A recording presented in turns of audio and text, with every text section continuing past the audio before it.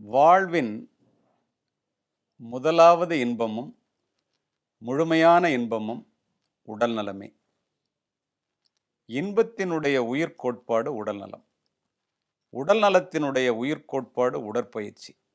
ஒரு மனிதன் தன்னுடைய மனதையும் தன்னுடைய உடலையும் சேர்த்தே பேணி பாதுகாக்க கடமைப்பட்டவன். உடலை பேணாமல் மனதை மட்டுமோ, மனதை பேணாமல் உடலை மட்டுமோ ஒருவன் வளர்த்தானேயானால் அது ஒரு நிறைவடையாத வெற்றியாகத்தான் அவனுடைய வாழ்க்கை முடியும்.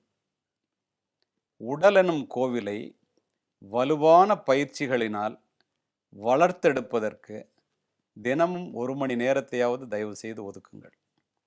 ஒரு வாரத்திற்கு 168 மணி நேரம்.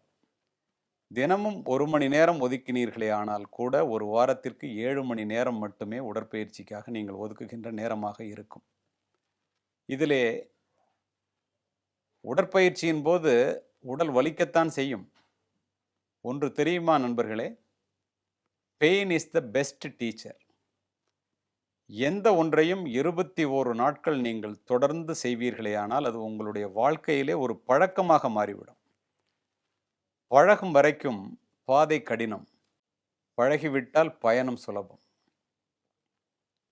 உடற்பயிற்சி, விளையாட்டு இதன் மூலமாக மட்டுமே நாம் மனதைரியம், விட்டு கொடுக்கும் மனப்பான்மை,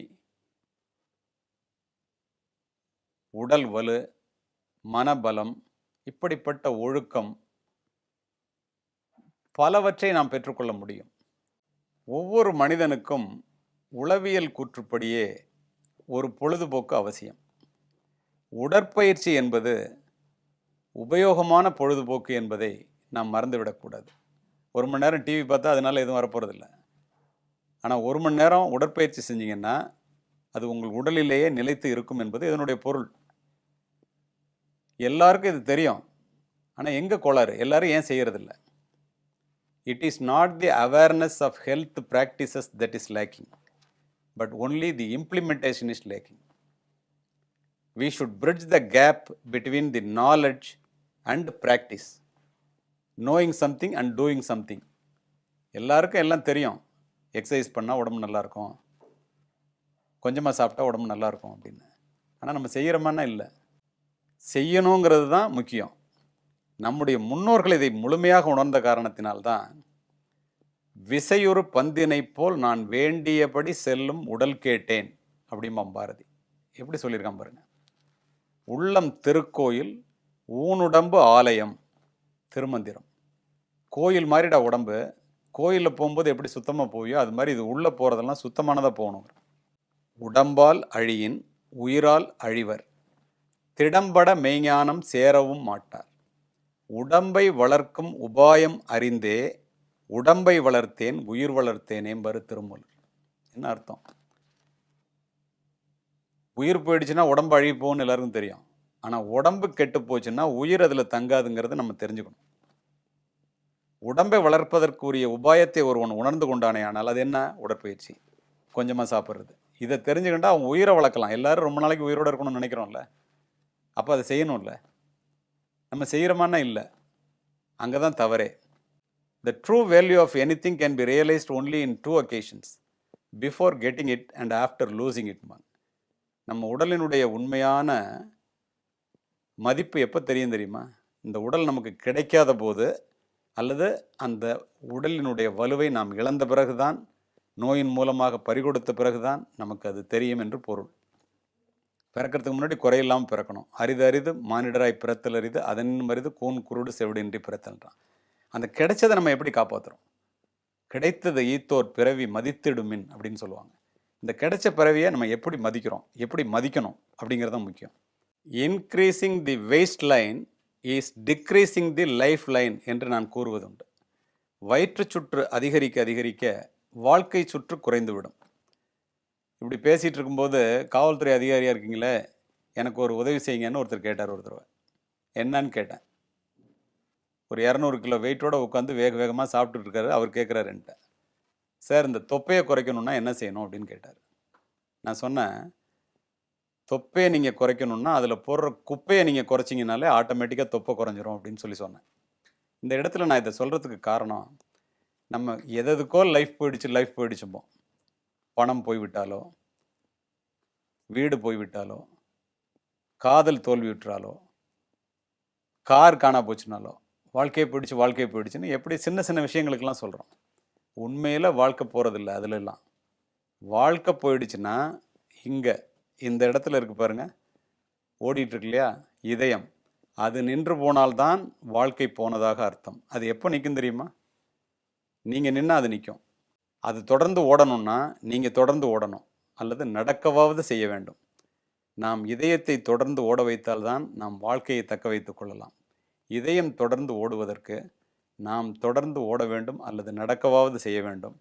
தினமும் உடற்பயிற்சிக்காக, உடல் நலத்திற்காக சிறிது நேரத்தை ஒதுக்குவோம். அப்படி ஒதுக்குவதன் மூலமாகத்தான் exercise is the shortest route to கிரேவ்யார்டுன்னு நான் சொல்கிறது உண்டு. எல்லோரும் எக்ஸசைஸ் பண்ணால் ரொம்ப நாளைக்கு உயிரோடு இருக்கலாம், நீங்கள் ஷார்ட்டஸ்ட் ரூட்னு சொல்கிறீங்களே அப்படின்ட்டு. நான் அதற்கு சொல்கிற பதில், எக்ஸசைஸ் பண்ணால் டப்புன்னு இறந்துருவான். எக்ஸசைஸ் பண்ணலைன்னா பிபி சுகர்னு மருத்துவமனை வழியாகத்தான் சுடுகாட்டுக்கு செல்ல வேண்டும். அதனால் அது லாங்கஸ்ட் ரூட்டுமே. அப்படிலாம் நீங்கள் போக வேண்டாம், நம்ம யாரும் போகக்கூடாது.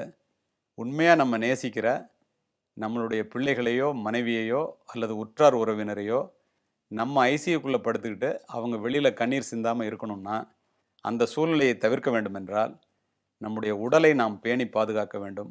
அதுதான் நமக்கும் நல்லது, நம்முடன் இருப்பவர்களுக்கும் நல்லது. உடலை போன்ற மிக அருமையான சொத்து உலகத்தில் எதுவுமே கிடையாது. அதனை நாம் போற்றி பாதுகாக்க வேண்டும் என்பதற்காக இதனை கூறுகின்றேன். இதனை கூறுவதற்கு எனக்கு ஓரளவு தகுதி இருப்பதாகவே நான் நினைத்ததனால் இதனை கூறுகின்றேன். தொடர்ந்து நீங்கள் பின்பற்ற வேண்டும் என்று வேண்டுகின்றேன். மன அழுத்தம், டென்ஷன் சொல்கிறோமே, அதனால் என்ன விளைவுகள் ஏற்படுகிறது என்பதை ஆதாரபூர்வமாக நான் உங்களிடம் விளக்க விரும்புகின்றேன். சமீபத்தில் மகாராஷ்டிர மாநிலத்தில் சாங்வி அப்படிங்கிற ஒரு மாவட்டத்தில் ஒரு மிகப்பெரிய இதய அறுவை சிகிச்சை நிபுணரிடம் 2 பேர் தன்னுடைய இதயத்தை காண்பிப்பதற்காக வருகின்றார்கள். 2 பேருமே மார்வாடிகள், ஜவுளி வியாபாரம் பண்ணுறவங்க. 2 பேருமே அதே ஊரை சேர்ந்தவங்க. ஒருவருடைய வயது 72,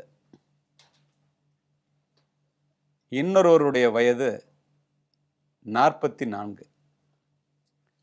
இதில் என்ன வேடிக்கை என்றால் 2 பேருடைய இதயத்தையும் அந்த மருத்துவர் தனித்தனியாக சோதிக்கின்றார்.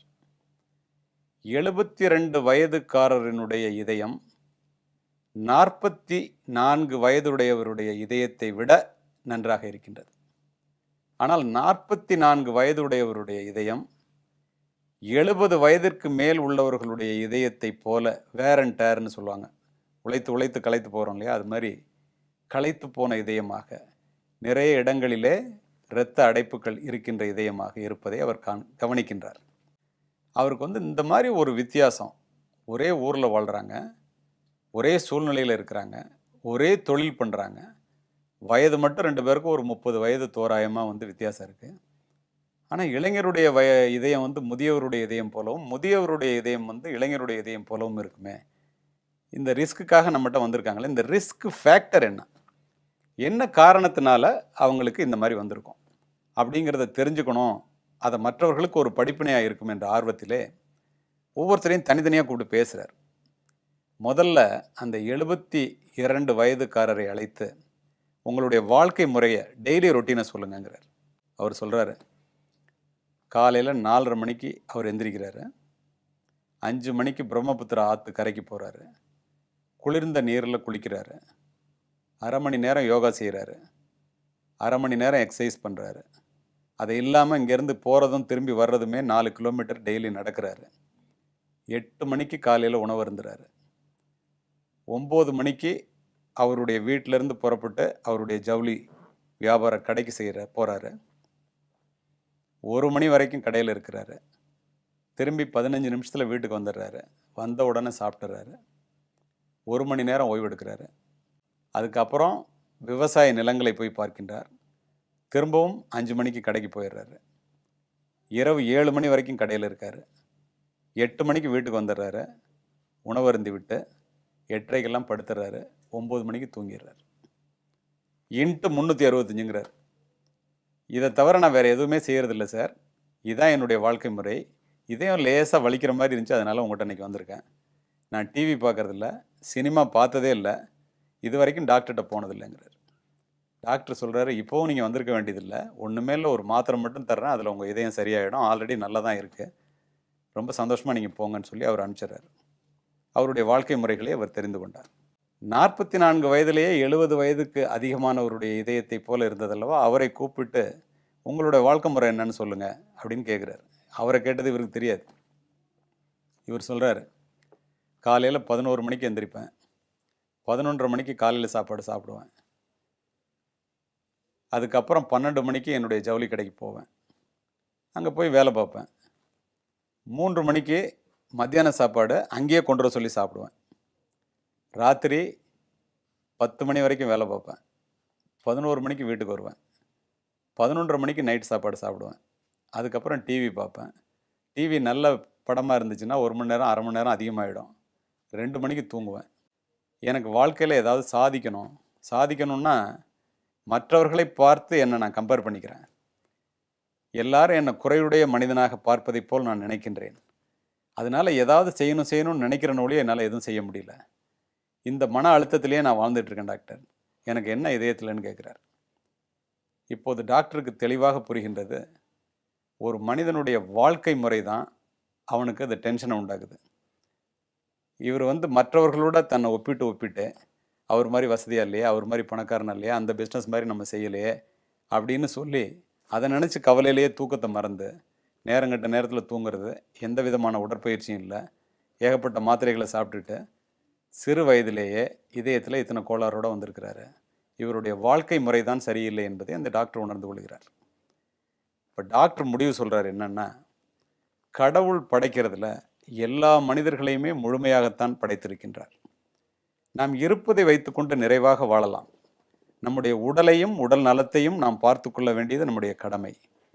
மற்றவர்களோடு நாம் ஒப்பீடு செய்யாமல் நமக்கு கொடுத்துருக்கிற வாழ்க்கையும் நமக்கு கிடைச்சிருக்கிறதையும் வைத்து நிறைவாக வாழ்கின்றவர்கள் எல்லாரும் இதய கோளாறு இல்லாமல் இருக்கிறாங்க. இந்த டென்ஷன் யாரெல்லாம் நம்மளே டென்ஷன் ஆக்கிக்கிறோமோ அவங்கெல்லாம் சிறு வயதிலேயே இதய கோளாறுக்கு ஆளாகிறாங்க அப்படின்னு சொல்லிட்டு கடைசியாக அவர் சொல்கிறாரு, the best doctor is doctor diet, doctor quiet, doctor happy என்று முடிக்கின்றார். நாமும் கொஞ்சமாக சாப்பிட்டு நல்ல உடற்பயிற்சி செஞ்சு மகிழ்ச்சியாக இருப்பதை வைத்துக்கொண்டு நிறைவுடன் வாழ்ந்தால் இதயத்தில் கோளாறு இல்லாமல் கடைசி வரை வாழ முடியும் என்பதற்கு இருவேறு கருத்துக்கு இடமே இல்லை. என்னுடைய வீட்டிலேயே 4 மருத்துவர்கள். இதுவரை நான் எந்த மருத்துவரிடமும் சென்று எந்த மாத்திரையும் நான் உட்கொண்டதில்லை. தினமும் உடற்பயிற்சி செய்கின்றேன், அளவாக சாப்பிடுகின்றேன். இதை கூறுவது எனக்காக அல்ல, உங்களுக்காக. நீங்களும் அப்படி வாழ வேண்டும் என்று நினைக்கின்றேன். நன்றி, வணக்கம்.